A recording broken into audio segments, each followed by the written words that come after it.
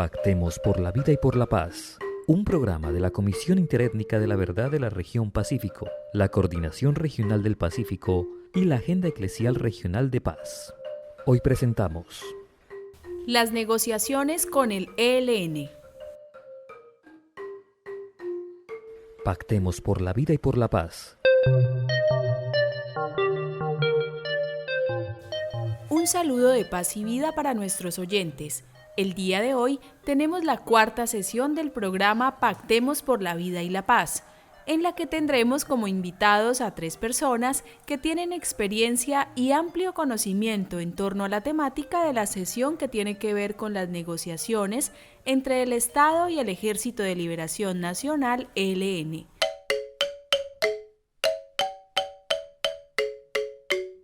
Les recordamos que este programa es una iniciativa de la Comisión Interétnica de la Verdad de la Región Pacífico y le damos paso a nuestro primer invitado, Luis Eduardo Celis, experto en conflicto armado y negociaciones. Bienvenido a Pactemos por la Vida y la Paz, Luis Eduardo. Es un gusto tenerlo con nosotros. Un cordial saludo. Mi nombre es Luis Eduardo Celis Méndez y hago seguimiento al conflicto armado del cual ha participado el ELN y el Estado colombiano, y sobre todo tengo interés en una perspectiva de solución. Mi primera consideración es que este año, en el 2021, se van a cumplir 30 años desde que el ELN se sentó por primera vez a una mesa de diálogos y negociaciones. Fue en el año de 1991, en el marco de su participación con la coordinadora guerrillera Simón Bolívar, que adelantó un proceso de diálogos e intento de negociaciones con el gobierno del presidente César Gaviria. Es lo que se conoce como los diálogos de Caracas y Tlaxcala, que transcurrieron entre 1991 y 1992. A partir de ahí, el ELN ha participado de varios procesos. Intentó un proceso luego con el gobierno del presidente Samper, que no tuvo mayor desarrollo.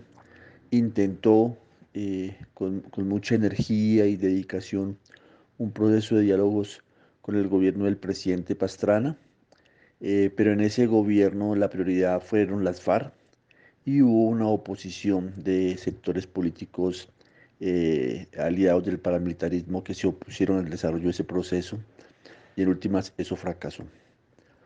Igualmente intentó un proceso de diálogos y se sentó y estableció un proceso de intercambio y de construcción de una agenda con el gobierno del presidente Álvaro Uribe entre el año 2005 y 2007. Proceso que también desafortunadamente pues no fue hacia adelante.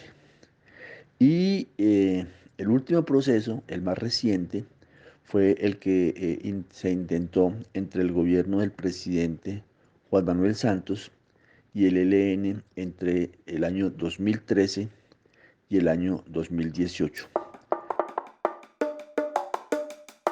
Pasando al segundo punto, que es como la reflexión sobre el último proceso, yo creo que ahí hay unas grandes dificultades. Después de 30 años de intentos de diálogos y negociaciones, creo que la gran dificultad que ha habido para resolver esto es que ningún gobierno colombiano, ni el gobierno del presidente Gaviria, ni el presidente Samper, ni el presidente Pastrana, ni el presidente Uribe, ni el presidente Juan Manuel Santos, han tenido una oferta de negociación para llevar adelante este proceso. Estamos hablando de una negociación que tiene un sentido de transformaciones. Estamos hablando de una negociación que, como la que se hizo con las FARC y el presidente Juan Manuel Santos, tiene unos temas de sociedad. Creo que la única posibilidad de adelantar un proceso de paz exitoso es un proceso que tenga temas de sociedad que hagan, digámoslo, viable la construcción de un acuerdo.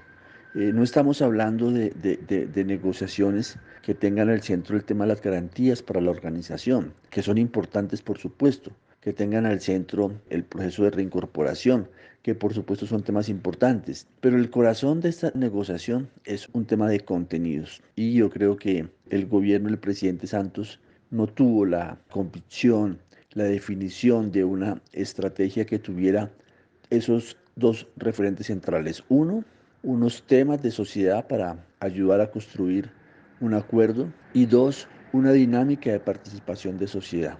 Yo creo que esas dos cosas son centrales. Sin eso no vamos a poder solucionar este conflicto armado. Bueno, ¿cuál es la perspectiva de la resolución de ese conflicto?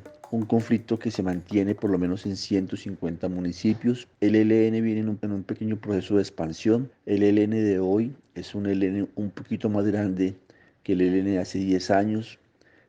Participa, como sabemos, de unas dinámicas de confrontación regional importantes en el Pacífico, con mucha fuerza en el Chocó. Hay unas dinámicas de confrontación en curso en la frontera con Venezuela, fundamentalmente al lado del Catatumbo. Y sabemos que el ELN es una fuerza organizada que se mantiene de manera, digámoslo, con presencia territorial en por lo menos 150 municipios, lo cual lo hace como un tema, digámoslo, importante a resolver. Desafortunadamente, con este gobierno que ya está finalizando, no va a ser posible un esfuerzo de diálogos. Este gobierno no tiene interés en un proceso de ampliación de la democracia, sino todo lo contrario. Lo que hemos visto es una restricción de la democracia y ahí se hace inviable la negociación porque hay que insistir en que esta es una negociación que tiene un sentido de transformaciones, lo cual es ampliar la democracia, no restringirla. Entonces estamos ante un tema no resuelto, un tema que hay que resolver. O sea, la guerrilla del ELN no se va a rendir. La guerrilla del ELN es difícilmente controlable por este Estado. O sea, este Estado ha demostrado en todo el desarrollo de este conflicto que va a cumplir 57 años de existencia el próximo julio, que no tiene capacidad de controlar a una guerrilla como el ELN, como no la tuvo para controlar a ninguna guerrilla. Ninguna guerrilla en Colombia ha sido derrotada. Todas han tomado el camino de la negociación y igualmente ese será el camino que llevará la guerrilla del ELN. Entonces este es un tema no resuelto, hay que seguir insistiendo en que hay que resolverlo y será un tema que debe ser, digámoslo, abocado en el próximo debate presidencial y esperemos que el próximo gobierno sí tenga interés en ampliar la democracia y ahí habría una gran posibilidad para una negociación con el ELN. Por supuesto, el ELN también tiene que colocar de su parte y eso significa el respeto a las comunidades, el respeto a los derechos humanos, el DIH y quizás el de tomar un camino de ganar apoyo en la sociedad y no de alejar ese apoyo mediante unas acciones, digámoslo, de tensionar el conflicto y de mantener una acción ofensiva. Eso es muy difícil, pero esperemos que el camino del ELN sea un camino de buscar apoyo en la sociedad, como ha insistido tanto, y logremos que en los próximos años, ojalá en el próximo gobierno, sea posible esta negociación.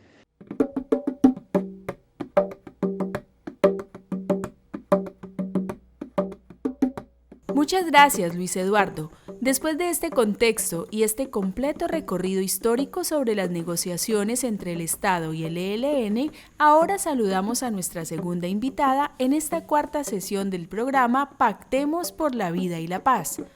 Ella es Adriana Arboleda, abogada, quien ha sido directora de la Corporación Jurídica Libertad, y hoy nos hablará sobre los logros de la última mesa de negociación con el ELN y cómo se encuentran las perspectivas de negociación con el ELN. Invitamos a nuestros oyentes a escuchar su interesante intervención. Contrario a lo que se especula en relación con el fracaso de los diálogos con el Ejército de Liberación Nacional, creo que la última mesa de negociación tuvo avances significativos que es importante reconocer y que van a ser vitales en un próximo ejercicio de diálogo que se pueda dar, ojalá con un nuevo gobierno. Pese a que con el ELN ha habido varios intentos de negociación, en esta última mesa se logró una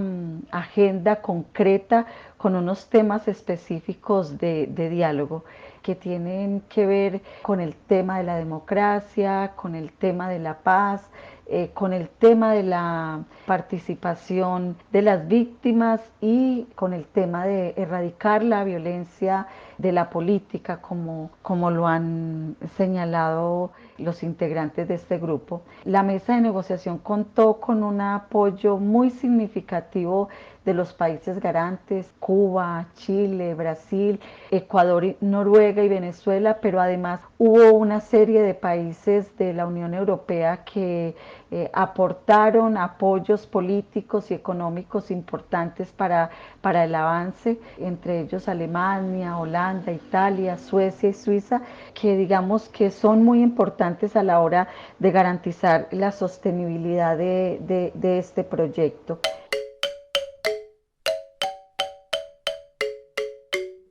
Otro elemento importante es el hecho de que se lograra avanzar en algunos elementos pedagógicos en torno a lo que debe ser la participación de la sociedad, que es un elemento central que el ELN siempre ha exigido como requisito para avanzar en el proceso de diálogo. Hubo unas mesas donde se discutió cuál debería ser el carácter y la metodología para garantizar esa participación. Creo que hay dos elementos adicionales muy importantes en este proceso que deben ser retomados en unos diálogos que posiblemente se lleguen a dar en el futuro. Uno tiene que ver con el tema de las acciones humanitarias que se posibilitaron alrededor de la mesa. Por un lado, todo lo que es el acuerdo humanitario del Chocó y por el otro lado, pues digamos la posibilidad de discutir acciones concretas de afectación de la población en algunas zonas del país, en el Pacífico, en la zona de Arauca, del Catatumbo. Eso es importante porque eso permitió darle confianza a las poblaciones sobre los beneficios y sobre la importancia de los diálogos y de la instalación de la mesa. Pactemos por la vida y por la paz. Un programa de la Comisión Interétnica de la Verdad de la Región Pacífico, la Coordinación Regional del Pacífico y la Agenda Eclesial Regional de Paz.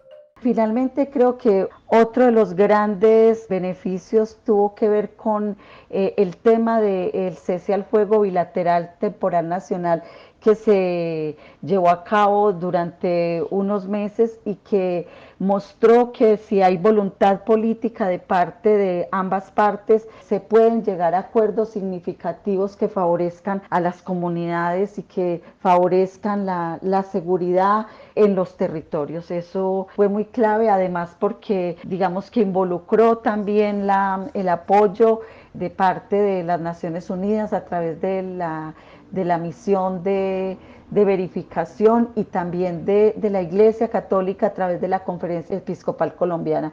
Eso es muy importante porque muestra que sí es posible los ceses bilaterales y que sí es posible dialogar bajándole la intensidad al conflicto. Pactemos por la vida y por la paz. Frente a las perspectivas de negociación con el Ejército de Liberación Nacional, creo que es muy importante lo que esta misma organización ha señalado en el sentido de que mantienen su voluntad de negociación, de abrir escenarios de diálogo de acuerdo a lo que definieron en su último congreso. Y pues el hecho de que se mantenga un grupo específico de delegados para esta negociación que está liderada por uno de los integrantes del Comando Central, eso es muy clave porque demuestra que es una orientación política de la organización y que pues están dispuestos a que haya apertura. Va a ser muy importante a la hora de abrir una negociación que se le brinde garantías a los países garantes y que se entienda y se respete su papel. Este gobierno ha tomado decisiones que han afectado esa credibilidad, que han afectado esa confianza, sobre todo desconociendo los protocolos que habían sido pactados en caso de que se interrumpieran las negociaciones. También ha sido muy desafortunada la persecución y los señalamientos hacia Cuba, desconociendo la solidaridad que este país ha tenido no solamente en la mesa de negociación con las FARC, sino también con el mismo ELN. Entonces creo que pues lo que queda es un gran desafío para que un nuevo gobierno con un talante más democrático y más comprometido con la paz, brinde garantías a los países garantes y brinde también garantías a esta organización de que hay una voluntad clara para la paz. El ELN también tendrá que afinar sus esfuerzos para demostrar unos compromisos más eficaces con la paz, con los temas humanitarios y que pues tomen decisiones que permitan avances significativos. En ese sentido también es muy importante tener mucha claridad sobre cuál va a ser el tema central de la participación de la sociedad en esta mesa de negociación, que es un elemento fundamental a la hora de negociar con esta guerrilla y no puede pensarse en repetirse el mismo esquema que con las FARC, ya que se trata de un proceso totalmente distinto. Agradecemos el importante aporte de la abogada Adriana Arboleda y aprovechamos para invitar a toda la audiencia a seguir firmando el Pacto por la Vida y la Paz, que viene caminando el territorio pacífico y que busca recorrer toda Colombia. Durante 2020 y 2021, el Pacto por la Vida y la Paz ha sido suscrito por organizaciones, por las instituciones de gobierno, por académicos, por personajes representativos a nivel nacional y por la ciudadanía en general. Es por esto que seguimos invitando a la comunidad nacional e internacional a que se suscriba a este llamado por la vida y la paz. Puedes hacerlo a través de las redes sociales de la Comisión Interétnica de la Verdad de la Región Pacífico, CIP, o en www.verdadpacifica.org. Respeto a la vida, respeto a la igualdad, son nuestras diferencias las que nos hacen comunidad. Le damos la bienvenida a nuestro tercer invitado de la sesión, Víctor de Currea Lugo, profesor universitario y periodista independiente, quien nos dará su perspectiva sobre las negociaciones con este grupo armado. El proceso de paz entre el gobierno de Colombia y el Ejército de Liberación Nacional está mediado por varios factores. El primero de ellos es el peso de los fracasos que se ha tenido durante varias décadas, puesto que desde 1991 ha habido mesas de acercamiento, procesos de negociación, reuniones de todo tipo, con el fin de avanzar en una solución pacífica a ese conflicto armado. Lo segundo, no necesariamente en ese orden, tiene que ver con la falta de entendimiento por parte del gobierno y de algunos sectores de la academia y de la sociedad de que el ELN no se encuentra ni derrotado ni se siente derrotado, razón por la cual su negociación dista mucho de un proceso de claudicación. Un tercer elemento a tener en consideración es algo que ha dicho repetidamente Nicolás Rodríguez Bautista y los demás comandantes del Ejército de Liberación Nacional, y es la necesidad de que haya una participación de la sociedad civil en el proceso. Ahí hay una discusión sobre posibilidades, sobre metodologías, pero más allá del cómo, ese qué es, a mi juicio, la línea roja que el Ejército de Liberación Nacional no traspasará. El límite de ellos es esa participación, y ya hubo un experimento importante que fue el de la ciudad cercana a Bogotá, Tocancipá, donde se hizo un plan piloto de esa participación. Otro elemento, un cuarto elemento a tener en cuenta es que el Ejército de Liberación Nacional se sentó durante el gobierno de Santos a negociar no solamente una agenda, sino que además de eso desarrolló una mesa formal de diálogo en Quito, Ecuador, posteriormente en La Habana, Cuba. Esa mesa y ese proceso tuvo una gran enseñanza, tanto en términos de aciertos como de desaciertos. Sin la revisión juiciosa y cuidadosa de ese experimento, de ese proceso, es muy difícil partir de un borrón y cuenta nueva para reanudar unos diálogos. Hay un gran esfuerzo con todos los errores posibles y eso implica su estudio y su reconocimiento. Un quinto elemento a tener en cuenta es el fracaso de la paz con las FARC. Los negociadores con las FARC por parte del gobierno nunca tuvieron una lectura adecuada del Ejército de Liberación Nacional. Partieron de la tesis de que bastaba negociar con el más grande y por arrastre el más pequeño, entre comillas, en este caso el ELN, llegaría inevitablemente al proceso de paz bajo la teoría de la del tren de la paz. Lo que se demostró claramente es que eso no es así, y que andar creyendo que la negociación no es más que implantar el modelo de una escuela de conflictos para aplicarla al caso colombiano es un fracaso rotundo. Además de eso, el gran fracaso en la implementación del proceso de paz pues lleva a que el Ejército de Liberación Nacional se piense 2 veces transitar el mismo camino para terminar o traicionado en lo firmado o sus combatientes muertos, como le ha sucedido a más de 280 miembros de FARC. Creo que además de eso, el gran fracaso dentro de este punto del proceso de paz de Santos y el ELN fue la falta de una estrategia clara por parte del gobierno. Mientras sí la hubo en el caso de las FARC, en el caso del ELN, yo no observé en lo personal un proceso de metódico, organizado, estratégico para llevar a buen puerto el proceso de negociación. Y finalmente, otro elemento que tiene que quedar claro sobre la mesa es la construcción social, académica e intelectual de un ELN que no corresponde a la realidad.